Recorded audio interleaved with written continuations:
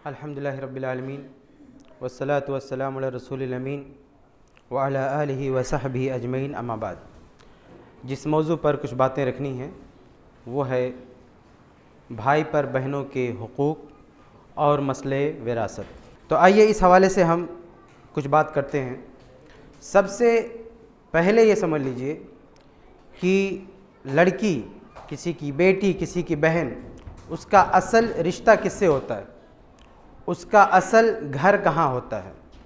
हम इस हिंदुस्तानी माहौल में रहते हैं तो हमने बहुत सारी चीज़ें दूसरे मज़ाहिब से ले रखी हैं। शादी ब्याह में देखिए जहेज़ ले रखा है, औरतों को विरासत से महरूम कर दिया, ये भी दूसरे मज़हब से लेके रखा है।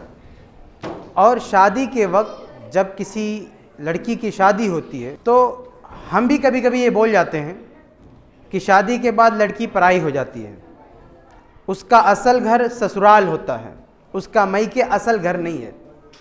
जबकि ये इस्लाम की सोच नहीं है। इस्लाम की तालीम के मुताबिक, इस्लामी उसूलों के मुताबिक एक लड़की का असल घर उसके बाप का घर होता है, शौहर का घर उसका असल घर नहीं होता है। ये बात अच्छी तरह से हमें समझ लेनी चाहिए। एक बाप का, एक भाई का घर, ये उसका असली और दायमी ठिकाना है किसी भी लड़की का, किसी भी औरत का। शौहर का कोई भरोसा नहीं है, शौहर के साथ उसके खून का कोई रिश्ता नहीं होता है। वो एक एग्रीमेंट पर, एक अक़्द पर एक साथ रहते हैं, कभी भी ये अक़्द टूट सकता है, फिर वापस उसे अपने असल घर ही आना है। तो ये जो बोली है कि औरत शादी के बाद पराए घर की हो जाती है, दूसरे घर की हो जाती है, हमारे लिए पराई हो जाती है, ये दुरुस्त नहीं है। ठीक है, आप ये देखें, विरासत ही के मसले में देखिए कि अल्लाह ने मैके वालों से उसका पूरा कनेक्शन जोड़ के रखा है। ससुराल में उसको किससे हिस्सा मिलेगा? सिर्फ शौहर से, सिर्फ शौहर से। शौहर का बाप मरा, बीवी का कोई हिस्सा नहीं। शौहर की माँ मरी, बीवी का कोई हिस्सा नहीं। शौहर का बाप मरा, बीवी का कोई हिस्सा नहीं। लेकिन अगर मैके में आप देखें, एक औरत का बाप मर रहा है मैके में, विरासत में उसका हिस्सा लग रहा है। एक औरत की माँ मर रही है, विरासत में उसका हिस्सा लग रहा है। एक औरत का भाई मर रहा है, उसकी औलाद नहीं है तो औरत का हिस्सा लग रहा है। एक औरत की बहन मर रही है, उसकी औलाद नहीं है तो भी इसका हिस्सा लग रहा है। कितना कनेक्शन है विरासत का उसके मैके से। और हम कहते हैं कि शादी के बाद ये अब ये घर छोड़ चुकी है, इससे कोई ताल्लुक ही नहीं है। जबकि विरासत का 90% ताल्लुक अल्लाह ने मैके से जोड़ के रखा है। और हम ये कहते हैं शादी के बाद यहाँ से सारा कनेक्शन टूट गया, ना बाप की विरासत इसको मिलेगी, ना माँ की मिलेगी, ना भाई की मिलेगी, ना बहन की मिलेगी। जबकि इस्लाम कहता है सबकी मिलेगी, हर तरफ से विरासत उसको जाएगी। तो मेरे भाई, शादी के बाद ऐसा नहीं है कि लड़की पराई हो गई, अब हमें उसकी देखभाल की ज़रूरत नहीं है। बल्कि ये भी जहन में रखिए कि शादी के बाद एक औरत की ज़िंदगी के अहम फैसले उसका शौहर नहीं कर सकता, उसका बाप कर सकता है। शौहर की बाप के मुकाबले में कोई हैसियत नहीं है। इताअत का मसला अलग है, हक़ ज़ौजियत का मसला अलग है। लेकिन अगर औरत की जान का मसला हो, उसकी ज़िंदगी का मसला हो, इस तरह के केसेस हों, तो इस मामले में उसके बाप के अलावा, अगर बाप जिंदा है, नहीं तो उसका भाई, इन लोगों के अलावा उसके शौहर को फैसला करने का हक़ नहीं है। जैसे एक औरत बीमार हुई और डॉक्टर ने कह दिया कि इसको ऑपरेशन करना पड़ेगा और ख़तरा है कि इसकी जान न चली जाए, इसलिए इसका कोई रिश्तेदार हमको अलाउ करे, परमिशन दे, डिसीज़न ले कि हम ऑपरेशन करें या ना करें। तो मेरे भाई, ये उसकी ज़िंदगी और मौत का सवाल है। इस मामले में हमारे यहाँ क्या होता है कि एक शौहर साइन करके दे देता, ले जाओ ऑपरेशन करो, मरे चाहे जिए। ये शौहर का राइट नहीं है, शौहर की औकात नहीं है कि वो अपनी बीवी की ज़िंदगी के मामलात में फ़ैसले करे, उसकी हैसियत नहीं है। ये फ़ैसला उसका बाप करेगा। अगर इस तरह के केसेस आ जाएं तो शौहर की जिम्मेदारी है कि उसके बाप को इन्फॉर्म करे, उसके बाप को इत्तला दे, उसकी इजाज़त ले, उसका परमिशन ले, वो अपनी हद से आगे मत जाए। मौत व हयात का मसला हो, उसका बाप फैसला करेगा, बाप नहीं है तो उसका भाई फैसला करेगा। शौहर की ये मजाल नहीं है, उसका ये हक नहीं है। लेकिन हम ये सब नहीं जानते। क्यों? क्योंकि हमारे यहाँ वो हिंदुआना सोच है, शादी हुई, अब लड़की उनकी हो गई, अब उसको उसके साथ जो भी फैसला होगा करना होगा वो करेंगे, हमारा हक नहीं है। ऐसा नहीं मेरे भाई। और यही वो भूल है जिसकी वजह से एक शौहर अपनी बीवी को जानवर की तरह मारता है, बड़ी बेरहमी से मारता है। क्यों मारता है? क्योंकि इस बदनसीब को नहीं पता कि उसकी क्या लगती है।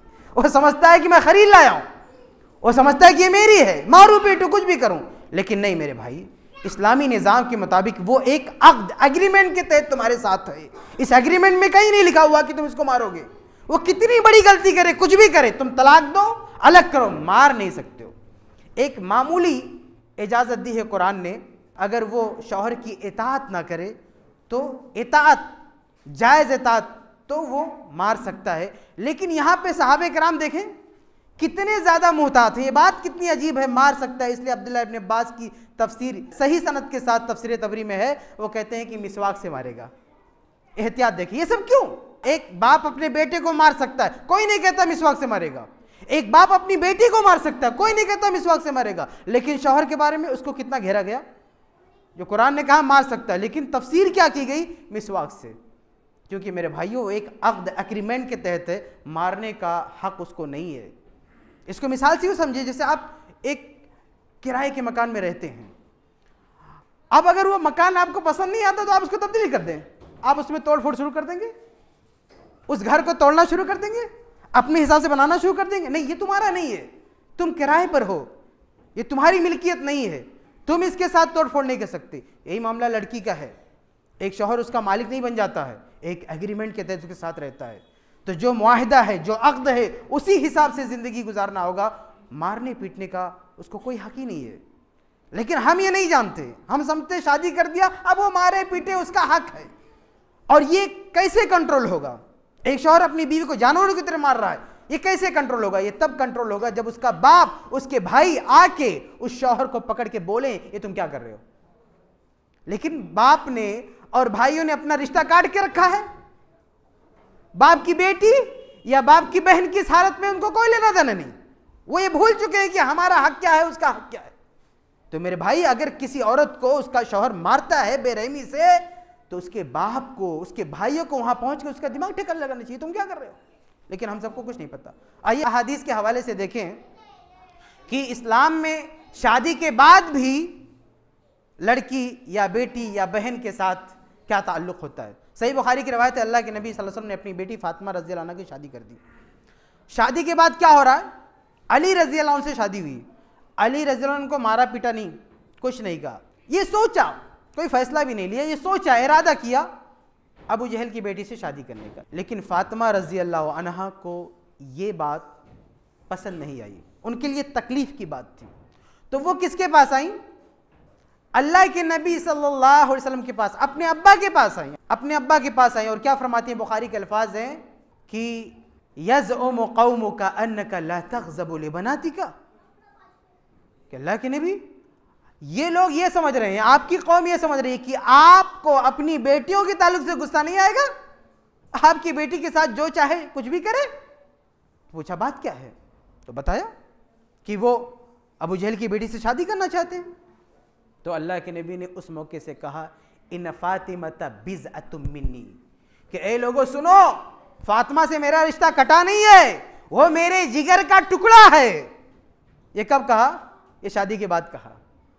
कहा फातिमा मेरे जिगर का टुकड़ा है। और बाज़ रिवायतों में है कि जिसने उसे तकलीफ दिया मुझे तकलीफ दिया, मुझे ये कतअन बर्दाश्त नहीं है, मैं कतअन पसंद नहीं करूंगा कि उसे कोई तकलीफ पहुंचे, उसे कोई तकलीफ पहुंचाए। उसके बाद कसम खा के कहा कि अल्लाह की कसम, नबी की बेटी और अल्लाह के दुश्मन की बेटी एक घर में नहीं रह सकती है। एक जोरदार वार्निंग दिया कि अगर उसकी बेटी से शादी करना है तो मेरी बेटी वापस करो। तो ये फैसला नहीं लेने दिया शौहर को अल्लाह के नबी ने, और बताया कि एक बेटी के ताल्लुक से बाप की जिम्मेदारी क्या होती है। एक और मिसाल देखें आप, हम शादी के बाद बेटियों को, बहनों को भूल जाते हैं। नबी के बाद सबसे बड़ा दर्जा इस उम्मत में अबू बकर सिद्दीक रज़ी अल्लाह अन्हु का है। अबू बकर सिद्दीक रज़ी अल्लाह अन्हु की एक बेटी आयशा रज़ी अल्लाह अन्हा है, जो हम सब की माँ है, अल्लाह के नबी की बीवी है। अबू बकर सिद्दीक रज़ी अल्लाह अन्हु की एक दूसरी बेटी है अस्मा रज़ी अल्लाह अन्हा। और अबू बकर रज़ी अल्लाह अन्हु जहन में रखें, बड़े घराने के थे, पैसे वाले थे। अल्लाह के नबी ने कहा भी कि अबू बकर के पैसे का मुझ पर एहसान है। तो बड़े घराने के थे, पैसे वाले थे।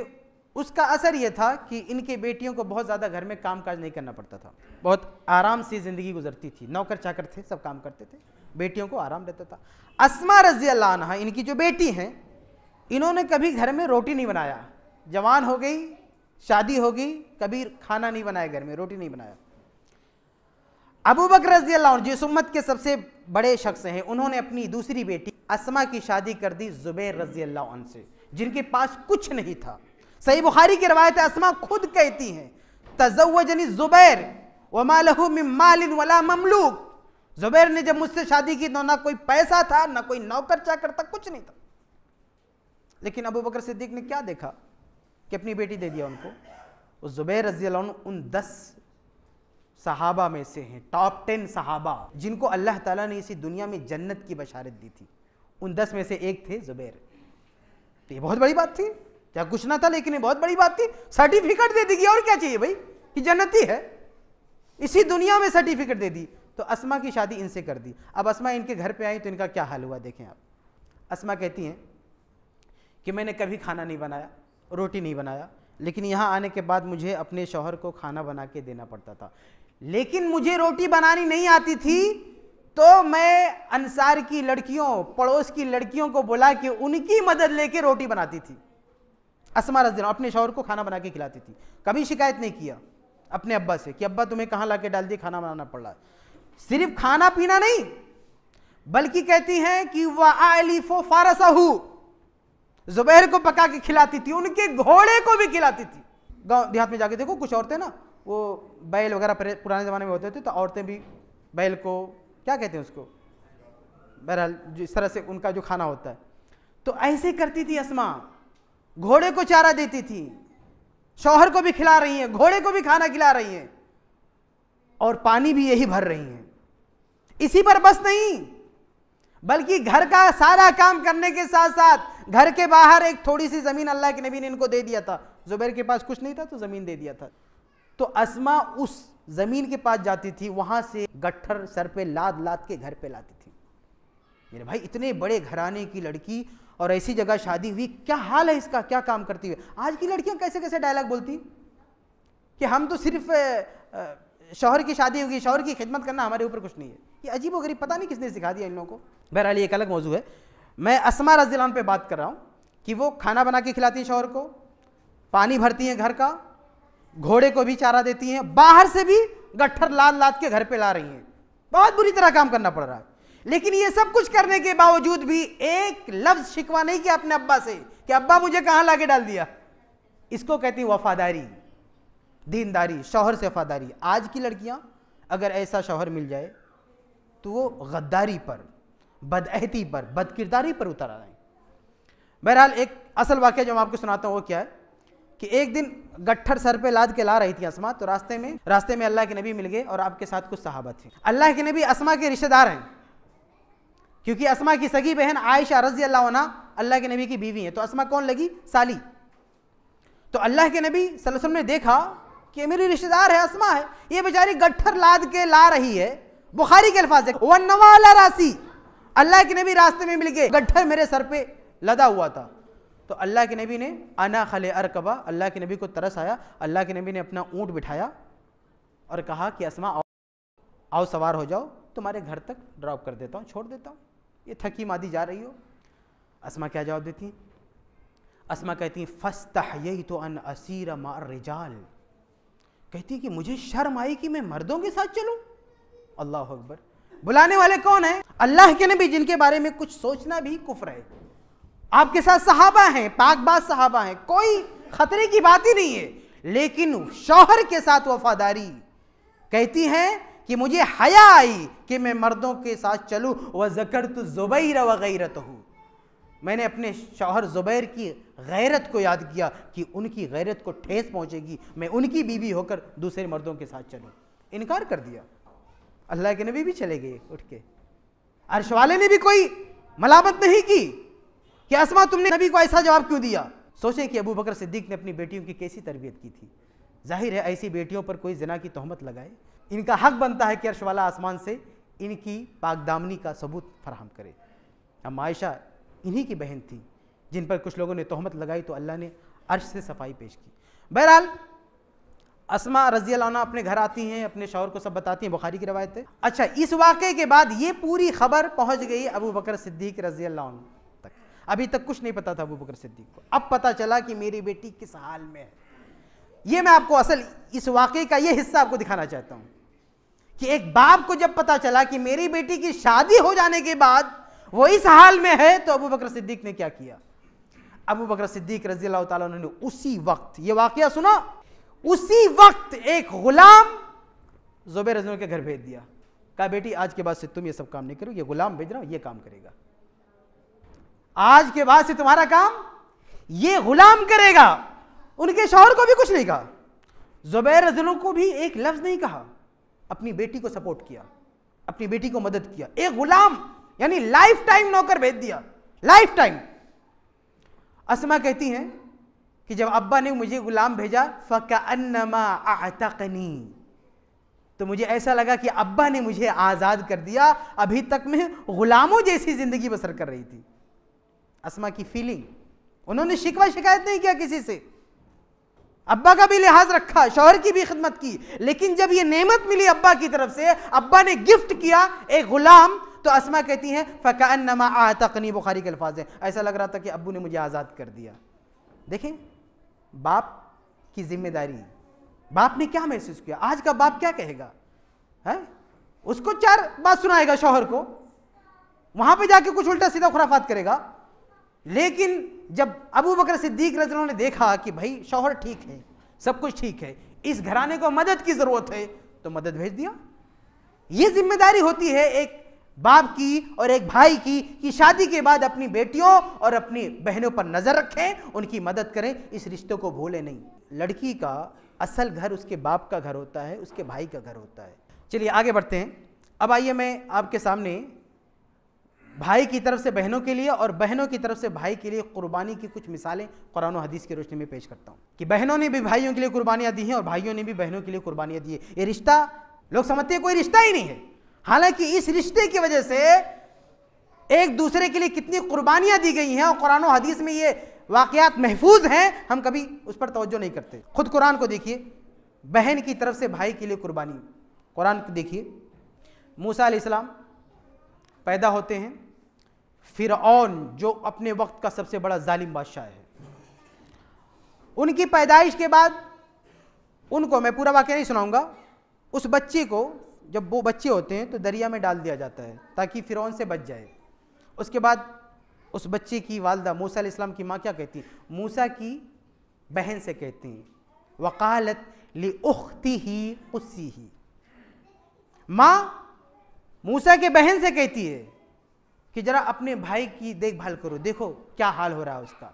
एक बहन अपने भाई के पीछे दौड़ पड़ती है, वो दरिया में तैर रहा है और पीछे पीछे एक बहन उसकी निगरानी कर रही है।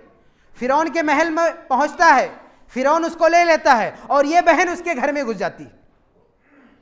और लंबा वाकया है, मैं शॉर्ट करके बताता हूं। जब यह तय हुआ फिरौन के दरबार में कि इसको कैसे दूध पिलाया जाए, तो कुछ पी नहीं रहा है, तो ये बहन आगे जाके खड़ी होके ये बोलती है कि मैं एक औरत को जानती हूं, उसे आप बुला लो तो ये उसका दूध पिएगा। हालांकि ये बहुत बड़ा रिस्क था, राज खुल जाता तो मार डालता। यानी अपनी जान हथेली पे लेकर एक भाई के तहफ़्फ़ुज़ के लिए बहन फिरौन जो अपने वक्त का सबसे बड़ा जालिम बादशाह था, दरिंदा था, उसके सामने खड़ी होगी। किसकी हिफाजत के लिए? अपने भाई की हिफाजत के लिए। ये बहन की कुर्बानी नहीं है, ये बहन की कुर्बानी है। तो मेरे भाइयों, ये बहन और भाई का रिश्ता ऐसा है कि कभी कभी बहुत ज़्यादा जज्बाती होता है। एक वाक़या है हज्जाज बिन यूसुफ के दौर का, उसकी सही सनद तो तलाश नहीं कर सका मैं, अल्लाह आलम कहाँ तक सही है, लेकिन वाक़या यूँ है कि हज्जाज बिन यूसुफ भी बड़ा जालिम बादशाह था। उसने एक औरत के 3 रिश्तेदारों को गिरफ्तार कर लिया, उसके शौहर को, उसके भाई को, उसके बेटे को। अब ये औरत गई, बोली भाई हमारा कोई नहीं है, इन लोगों को छोड़ दो, हमारी देखभाल कौन करेगा? तो हज्जाज बिन यूसुफ ने कहा कि तीनों को तो नहीं छोड़ सकता, इन तीनों में से एक को चॉइस कर ले, जिसको बोल उसको छोड़ देता हूँ। तो वो औरत क्या कहती है?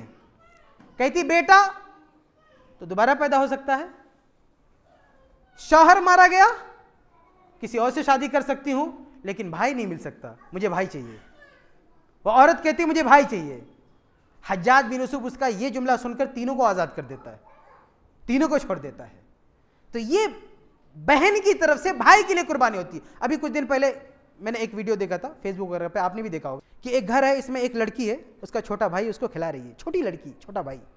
अचानक एक बछड़ा आता है और हमला कर देता बच्चों पर, और ये नन्ही सी बच्ची उसको गोद में लेके बचा रही है। देखा होगा आपने भी ये वीडियो।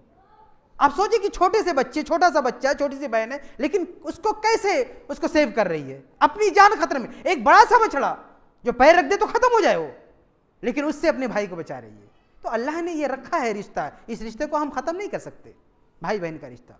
ये बहन की तरफ से कुछ बात हुई, भाई की तरफ से भी एक बात देखें, सही बुखारी वगैरह में जाबिर रज़ी अल्लाह अन्हु, इन्होंने बहन के लिए एक भाई का ऐसा किरदार पेश किया है मेरे भाई कि क़यामत तक वो याद रखा जाएगा, और हर भाई को ये वाक़या एक बार पढ़ना चाहिए।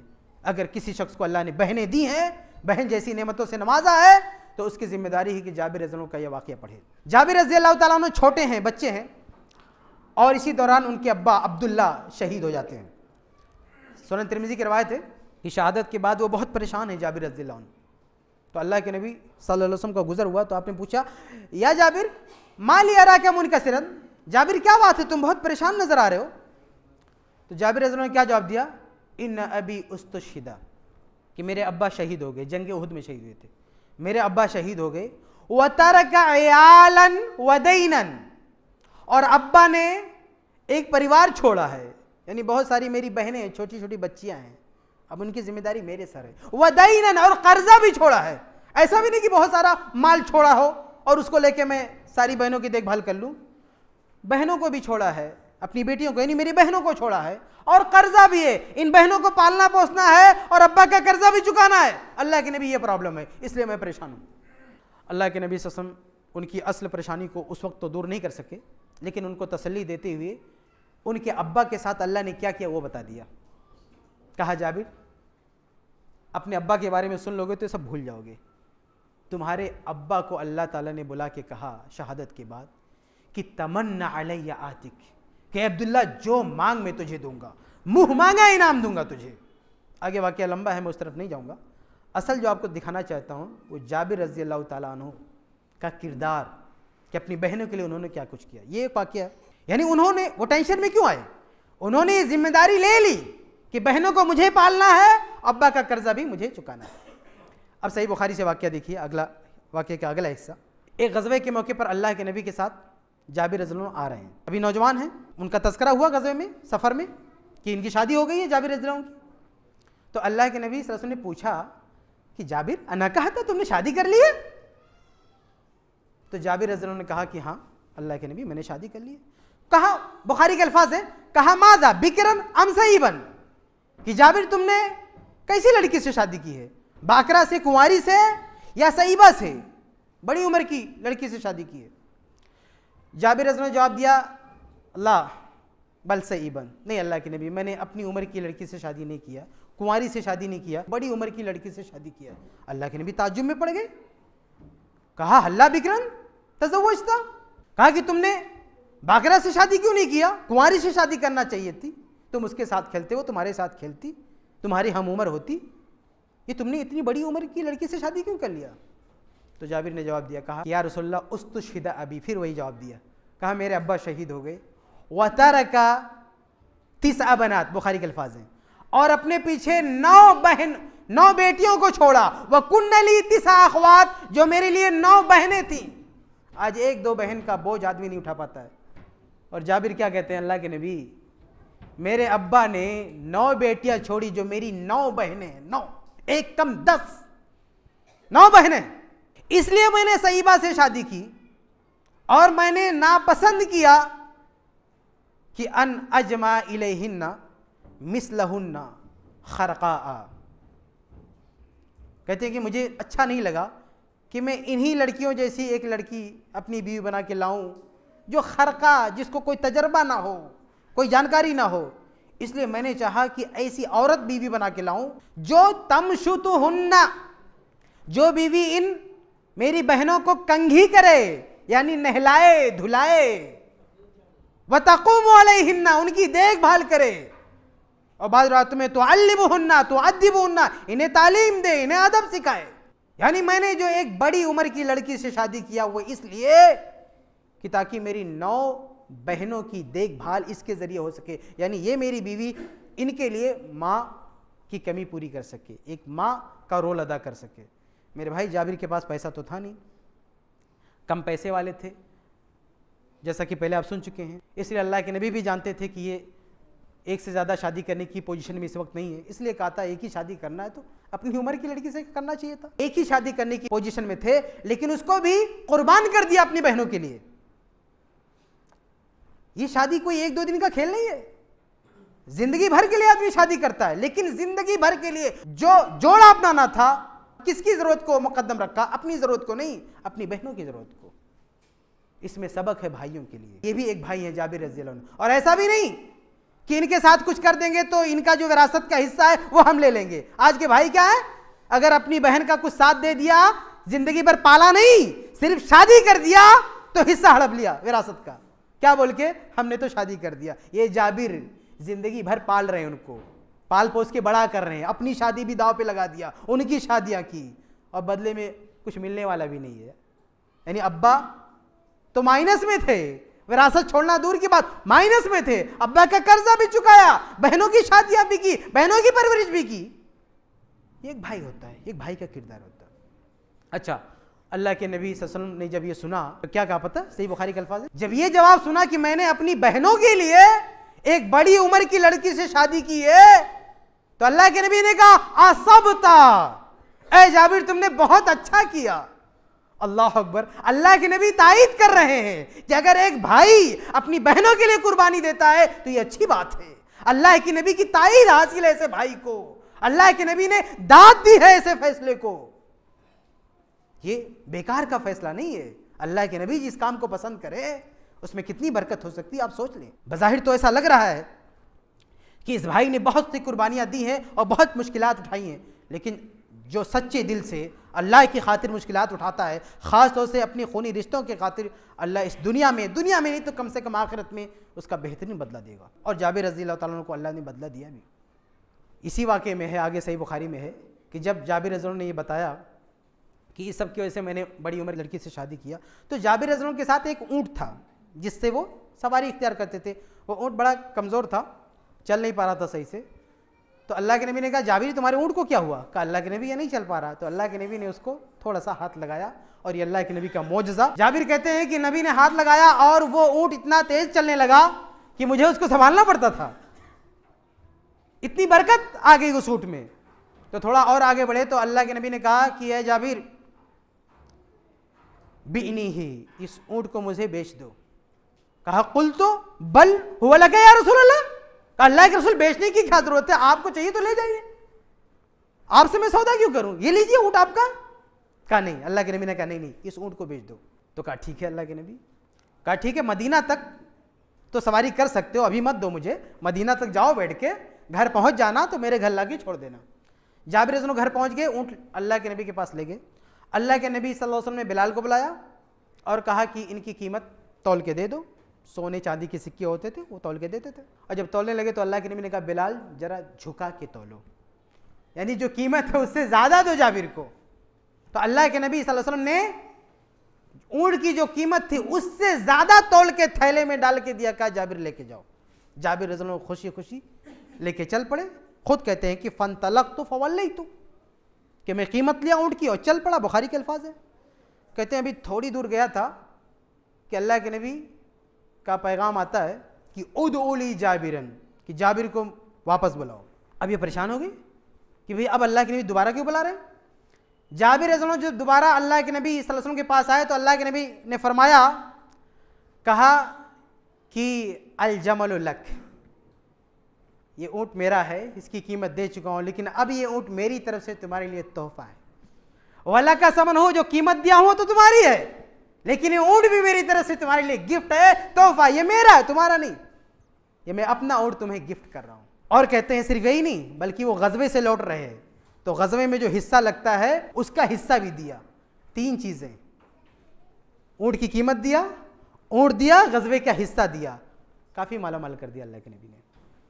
तो अल्लाह के रसूल ने भी उनकी कुर्बानियां देखी, बर वक्त तो कुछ नहीं किया, लेकिन आगे सब्र का फल मीठा होता है, सब्र का फल मीठा होता है। पहले जब उन्होंने परेशानी बताई अल्लाह के नबी ने माली एतबार से कुछ नहीं किया, दूसरी बार परेशानी बताई कुछ नहीं किया, लेकिन एक वक्त आया कि अल्लाह के नबी ने बहुत कुछ किया और उनकी खुददारी पर आंच नहीं आने दिया। ऐसा नहीं वो जो दीनार का जो थैला था वो थैला ऐसा नहीं दे दिया कि लोग खैरात देता हूं, नहीं, उसे कीमत बना के दिया, मदद भी किया उनकी इज्जत को, खुददारी को बरकरार रखते हुए।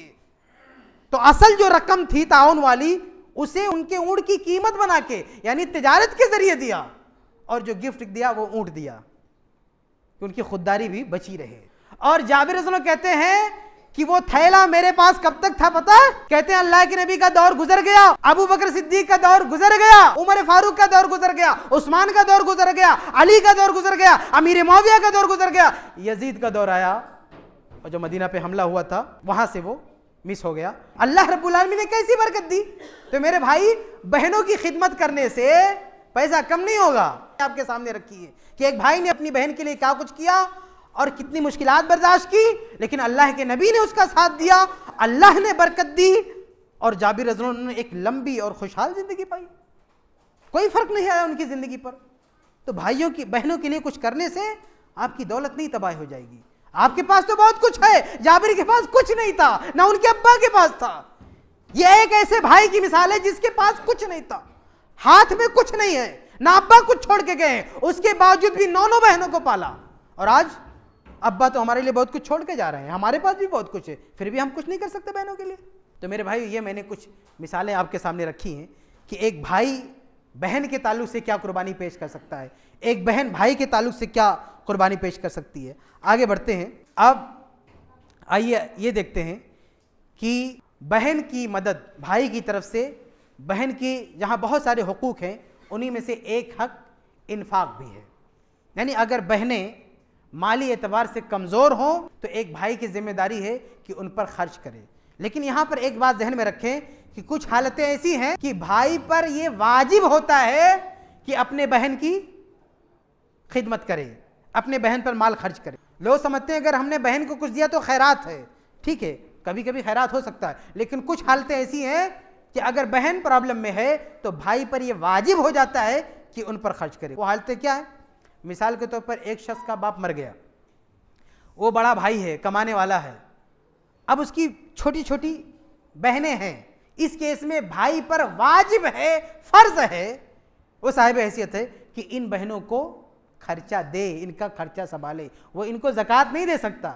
उलमा ने क्या लिखा है कि बड़ा भाई इस केस में अपनी बहनों को ज़कात नहीं दे सकता, क्योंकि जिनका खर्चा वाजिब होता है उनको ज़कात नहीं दी जा सकती है। तो अगर बाप मर गया और बड़ा भाई है, कमाने वाला है, छोटी छोटी बहनें हैं, शादी नहीं हुई है, तो उनका खर्चा उठाना भाई पर वाजिब है, लाजिम है। कुरान मजीद की एक आयत है, मैं उस तफसील में नहीं जाऊंगा, जिससे उलमा ने इस्तेलाल किया है कि जो वारिस बन रहा है उस पर यह लाजिम है कि जिसका वारिस बन रहा है उसको अगर ज़रूरत है पैसे की तो उस पर खर्च करना उस पर वाजिब है।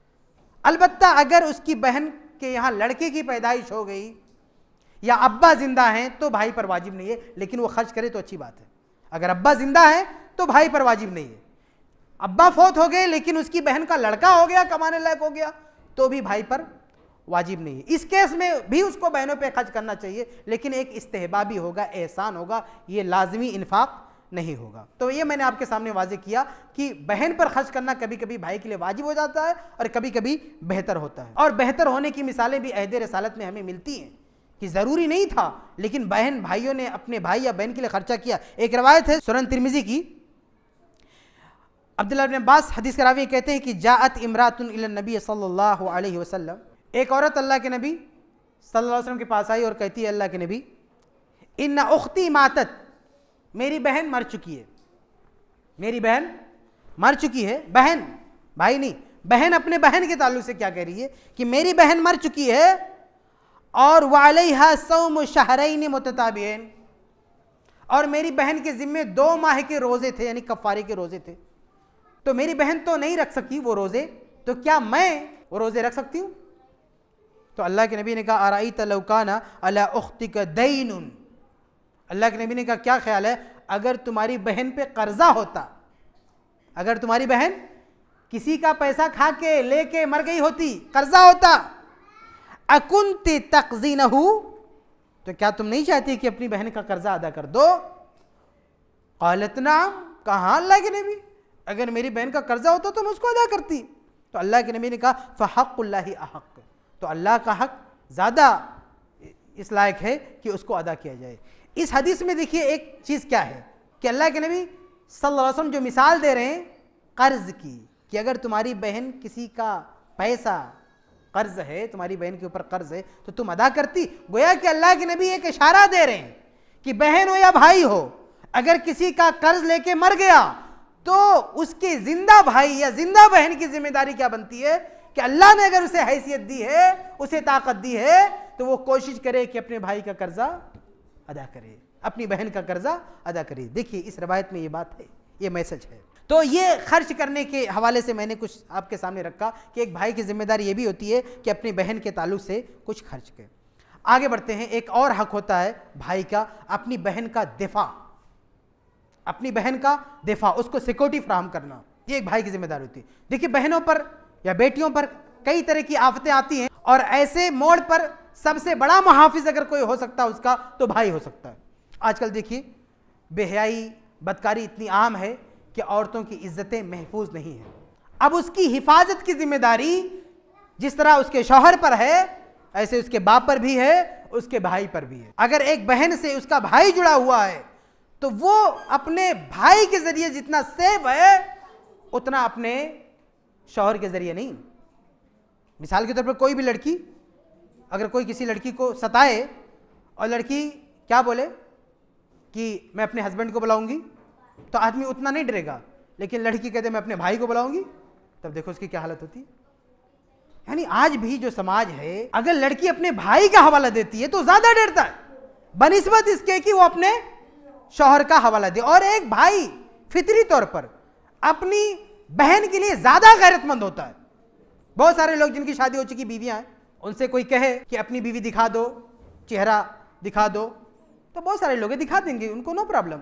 लेकिन कोई कहे जरा अपनी बहन का चेहरा दिखा दो, दिखाएगा? क्या हाल करेगा उसका, सोच ले।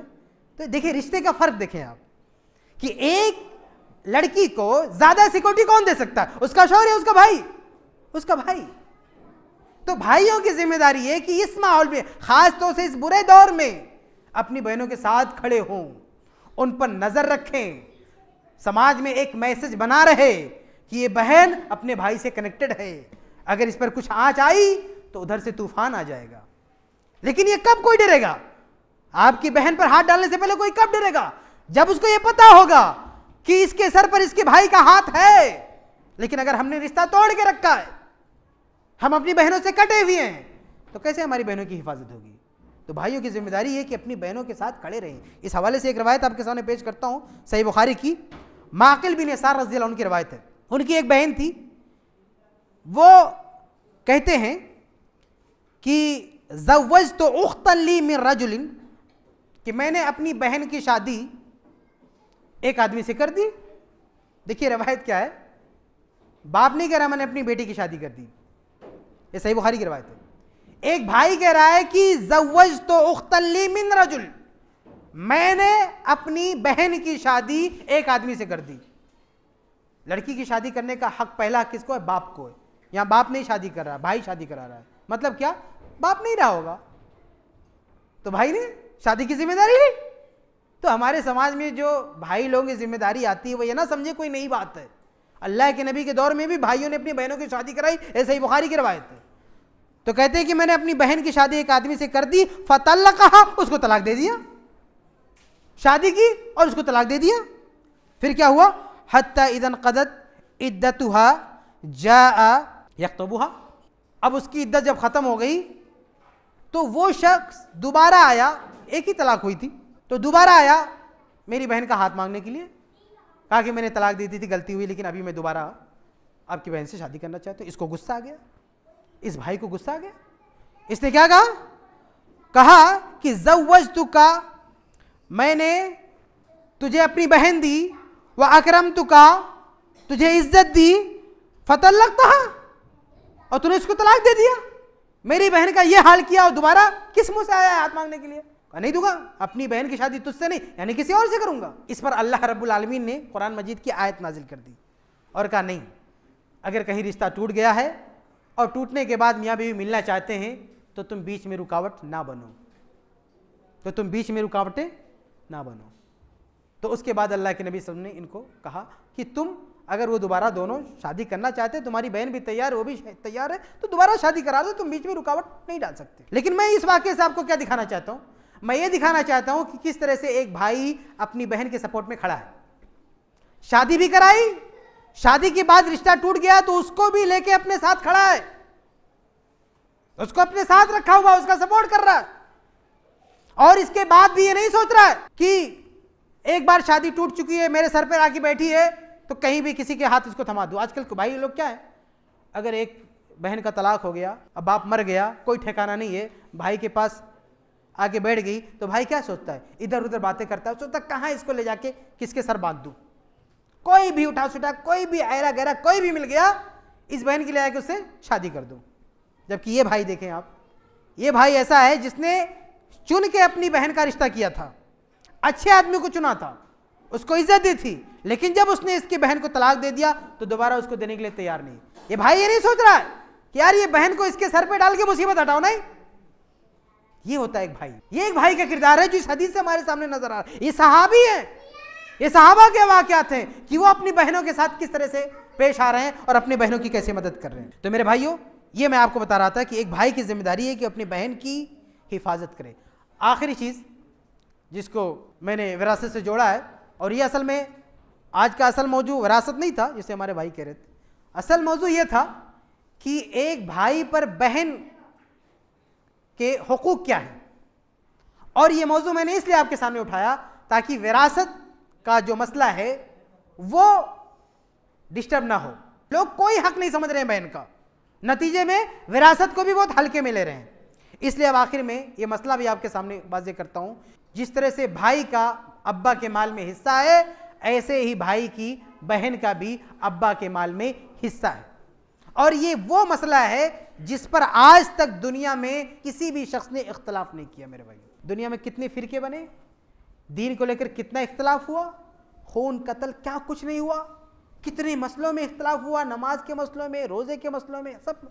लेकिन ये मसला कि बाप की जायदाद में जैसे बेटे का हिस्सा है ऐसे बेटियों का हिस्सा है, इस मसले में आज तक दुनिया के किसी शख्स ने इख्तलाफ नहीं किया है। पूरी उम्मत का शुरू से लेकर आज तक ये इजमा रहा है कि बाप की प्रॉपर्टी में बहन का हक है। यहां सबसे पहले यह चीज क्लियर होनी चाहिए कि बाप के मरने के बाद उसके माल में उसके बच्चों का हक खुद ब खुद बन जाता है। ऐसा नहीं कि बाप के मरने के बाद प्रॉपर्टी बेटों के नाम हो जाती है या उनके अंडर में आ जाती है, उनकी कस्टडी में आ जाती, नहीं। सांस निकलते ही अल्लाह का निजाम यह है कि वो माल सारे वारिसीन में जो भी मुस्तहिकीन है बट जाता है। अब वो चीज क्या है, उसको देना है, सिर्फ उसको ट्रांसफर करना है। ऐसा नहीं कि उसका हक नहीं बना है और ऐसे हम दे रहे हैं तो खैरात दे रहे हैं, नहीं, उसका हक बन चुका है। तो सबसे पहले ये जहन में बिठा ले कि तुम्हारे देने से ऐसा नहीं होगा कि किसी भाई ने अब्बा की जायदाद बहनों को दे दिया तो ये कहें कि चलो उसको हक मिल गया, उससे पहले उसका हक बन चुका था। अब अगर तुम नहीं दे रहे हो तो ना समझो कि अब्बा की खा रहे हो, ये समझो अपनी बहन की खा रहे हो। ये जहन से हटा दो कि जो अब्बा माल छोड़ के गए हम अब्बा का माल लेके बैठे। अब्बा का माल लेके नहीं बैठे हो, अपनी बहनों का माल लेके बैठे हो। और यहां एक गलतफहमी और वाजे करूं, अभी पिछले जुमा से पहले मैंने एक खुतबा दिया तो विरासत ही के ताल्लुक से था। तो एक शख्स, एक भाई आके क्या पूछता है, कहता है कि मौलाना ये बताइए कि अगर बहनों ने हमसे ताल्लुक़ तोड़ के रखा है, हमसे बातचीत बंद करके रखा है, हमसे झगड़ा करके रखा है, तो भी हमारे लिए ज़रूरी है कि जायदाद उनको दें? मसला ये है, आप देखिए बदनसीबी जहालत देखिए, देखो वो तुम्हारा खून कत्ल भी कर दे तो भी हिस्सा उसको देना है, क्योंकि ये तुम्हारा नहीं है, तुम्हारे बाप का है। ये रिश्ता तुमसे काटा है, इसका विरासत तुम्हारे बाप के माल से इसका क्या ताल्लुक है? तुम्हारी बहन को जो हिस्सा जा रहा है तुम्हारे जेब से नहीं जा रहा है, उसके अब्बा के माल से जा रहा है। अब्बा के साथ तो रिश्ता नहीं टूटा ना उसका। तो ये बदनसीब भाई, समझ में नहीं आता कि कितनी जहालत है इन लोगों को। ये समझ रहे कि हम अपनी जेब से दे रहे हैं। भाई आप अपनी जेब से नहीं दे रहे हो, वो अब्बा का माल है, उसका हक वो उसको देना है। तो अगर तुम्हारी बहन ने झगड़ा किया या कुछ भी किया, इससे तुमको क्या लेना देना? झगड़ा तुम्हारे साथ हुआ है, उसके अब्बा के साथ तो नहीं हुआ ना। और अब्बा के साथ झगड़ा हो भी, कुछ नाराजगी हो भी, तो भी विरासत नहीं कट सकती। इस्लाम ने एक ही सूरत में विरासत काटा है कि औलाद इतनी बिगड़ जाए कि कुफ्र में चली जाए, मुर्तद हो जाए, इस्लाम से निकल जाए, तब उसका हिस्सा कटता है, वरना नाफरमान होने से किसी औलाद का हिस्सा नहीं कटता है, झगड़ा करने से किसी औलाद का हिस्सा नहीं कटता है। तो भाइयों को ये कभी नहीं समझना चाहिए कि अब्बा की जायदाद ये हमारी है, हम उसको दे रहे हैं, बल्कि ये समझना चाहिए बहनों की जायदाद है, अगर आपने नहीं दिया तो गोया कि आप उनका खा रहे हो। भाई लोग एक और गलतफहमी के शिकार हैं, वो समझते हैं कि हमने अपनी बहनों की शादियां कर दी हैं, उनके ऊपर इतना खर्चा किया है, इसलिए अब उनको अब्बा की जायदाद में देने की जरूरत नहीं है। मेरे भाई ये गलत है। एक और चीज, बहुत सारे लोग जो अपनी बहनों की शादियां भी नहीं करते, अब्बा शादी करके गए हैं, और यह और बड़ी मुसीबत है कि बहनों की शादी किसने किया है? उनके बाप ने किया है, उनको जहेज दिया गया, उनके बाप ने दिया, भाइयों ने कुछ नहीं दिया। अब बाप की वफात होगी, उसने जायदाद छोड़ा, तो ये उसके बेटे यानी बहनों के भाई क्या कहते हैं? कहते हैं बहनों को तो मिल गया, आपा लोगों को तो मिल गया, अब्बा ने इनको जहेज दे दिया, इसलिए अब सारी जायदाद हमको मिलनी चाहिए। अब सारी जायदाद किसको मिलनी चाहिए? हमको मिलनी चाहिए। मेरे भाई यहाँ पे दो मसला आप समझ लें। एक तो ये कि जो जहेज दिया अब्बा ने, ये गिफ्ट नहीं है, ये तोहफा नहीं है, ये इन्फाक है। बाप अगर अपनी हयात में तोहफा देता है तो उस पर लाजिम है कि सारी औलाद को बराबर बराबर दे, लेकिन बाप को अगर इन्फाक करना हुआ यानी ज़रूरी खर्चा जिस पर वो मजबूर है, मजबूरी में किसी पर कोई खर्चा कर रहा है, तो वो इन्फाक है, वो हदिया नहीं है। जैसे कोई एक बेटी बीमार होगी, अब बाप ने उसके इलाज में 20 लाख लगाया, तो ये इन्फाक है, ये हदिया नहीं है। अब बाप मर गया, विरासत छोड़ा, तो कोई नहीं बोल सकता कि इस बेटी को तो 20 लाख खर्चा कर दिया अब्बा ने, अब इसकी विरासत में इतना माइनस कर लो, नहीं, इसका हिसाब नहीं हो सकता। तो जहेज भी ये गिफ्ट नहीं है, इन्फाक है। एक आदमी मजबूर होता है जहेज देने के लिए, तो मजबूरी में किसी को कुछ दे दिया, किसी बेटी की शादी फ्री में हो जाती है और किसी को लाखों देना पड़ता है। तो बाप जहां जिस खर्चे में निकल जाता है, ये उसकी प्रॉब्लम, ये उसका मसला है, इसको आप तोहफे का नाम नहीं दे सकते। तो बाप ने जो कुछ किया, ये जरूरी खर्च किया है, इसको लेकर आप जिंदगी में भी मसावत का दावा नहीं करने, मरने के बाद तो बहुत दूर की बात है। तो ये पहला मसला वाज़ेह हो कि ये तोहफा नहीं है, ये इन्फाक है। दूसरा ये कि अगर मान लिया हमने कि ये तोहफा ही है, मान लिया कि बाप मजबूर नहीं था, बगैर मजबूरी में सबको ऐसे जहेज दे डाला, तोहफा दे डाला, मान लिया ये भी है और भाइयों को नहीं दिया, तो भी ये गलती किसकी है? ये बाप की है और उसकी हयात में की हुई गलती है। इसका करेक्शन विरासत में जाके नहीं हो सकता।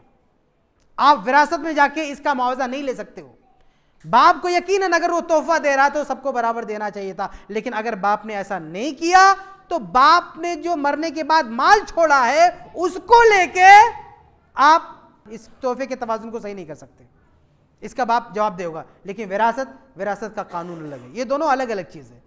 इसलिए यहां अगर कुछ गड़बड़ी हुई है तो माले मीरास में जाके आप कोई गड़बड़ी नहीं कर सकते हो, ये अच्छी तरह से समझ लें। बहरहाल कहने का मतलब ये कि एक भाइयों की जिम्मेदारी है कि वो बहनों की जो विरासत बनती है वो पूरी अमानतदारी से उनको लौटा दे। मैं एक हदीस पेश करके बात ख़त्म करूंगा, जिसमें अल्लाह के नबी सल्लल्लाहु अलैहि वसल्लम ने ताकीद कर रखी है बेटियों के ताल्लुक़ से भी और बहनों के ताल्लुक़ से। मुस्नद अहमद की रवायत है, अल्लाह के नबी सल्लल्लाहु अलैहि वसल्लम फरमाते हैं, अबू सईद खुदरी रज़ियल्लाहु अन्हु हदीस के रावी कहते हैं कि ला यकुनु ले अहदिन सलासो बनात, जिस आदमी की भी 3 बेटियां हों, औ सलासो अखवात, या 3 बहनें हों, 3 बेटियां हों या 3 बहनें हों, औ इब्नतान औ उख्तान, या 2 बेटियां हों और 2 बहनें हों। फिर क्या करे? फयत्तकिल्लाह फीहिन्ना, तो उनके बारे में अल्लाह से डरे। पहली ताकीद क्या है कि अगर हमारे पास बेटियां हैं तो बेटियों के बारे में अल्लाह से डरें, यानी उनके हक ना मारें, बेटों से कमतर उनको ना जाने। और अगर बहनें हैं तो उनके बारे में भी अल्लाह से डरे। अल्लाह से डरे मतलब अपनी बहनों पर जुल्म ना करें। तो पहली जिम्मेदारी अल्लाह से डरे, और दूसरी वयुहसिनु इलैहिन्ना, और उनके साथ एहसान करे, अच्छा सलूक करे, अपनी बेटियों के साथ भी अच्छा सलूक करे, अपनी बहनों के साथ भी अच्छा सलूक करे। तो जो शख्स अपनी बेटियों और अपनी बहनों के साथ अच्छा सलूक करेगा, अल्लाह बदले में क्या देगा? नबी फरमाते हैं इल्ला दखल जन्ना, वो शख्स जन्नत में दाखिल होगा। तो मेरे भाइयों, अगर बहनों के ताल्लुक से हमें कुछ नुकसान भी उठाना पड़े, किसी ज़रूरत के तहत उन पर खर्चा भी करना पड़े, तो इसमें हमारा लॉस नहीं है। अल्लाह ताला ने जन्नत का वादा किया है। तो ये चंद बातें थी इस ताल्लुक़ से कि एक भाई पर बहन के हुकूक क्या होते हैं, और इन हुकूक में आखिर में मैंने ये गिनाया कि विरासत ये उनका बहुत अहम हक़ है, जो दरअसल भाई के माल से नहीं बल्कि अब्बा के माल में से होता है, वो उनको देना चाहिए। बल्कि भाई भी अगर शादीशुदा नहीं है, कमाया है, मर गया, तो उसमें भी बहन का हिस्सा होता है। और शादीशुदा भी है लेकिन उसका बेटा नहीं हुआ, भले बेटियां हों, तो भी बहन का हक बनता है। मैं उस तफसील में नहीं जाऊंगा, तफसील आप उलमा से मिल के मालूम कर सकते हैं कितना हक जाएगा, लेकिन इतना जहन में रखें कि बाप मर गया तो उसमें बहनों का हक है। आपकी अम्मा की वफ़ात होगी तो उसके माल में आपकी बहनों का हक है। अगर आप भाई हैं, आपकी वफ़ात हो गई, आपकी शादी नहीं हुई, तो भी आपके माल में आपकी बहनों का हक है। अगर आपकी शादी भी हो गई है और आपके बच्चे नहीं हैं, तो भी आपके माल में आपकी बहनों का हक है। आपके बच्चे भी हो गए लेकिन आपकी सिर्फ बेटियां हैं, लड़का नहीं है, तो भी आपकी वफ़ात होती तो आपके माल में बहनों का हक है। कई तरह से विरासत में आपके माल में बहनों का हक है। वो सारे मसाइल आपको जानने चाहिए, हमको जानने चाहिए, और जहाँ जहाँ भी उनका हक बनता है हमको उसको देना चाहिए। अल्लाह ताला हमको तौफीक अता फरमाए कि हम किताब व सुन्नत की रोशनी में हर अमल अंजाम दें। आमीन या रब्बल आलमीन।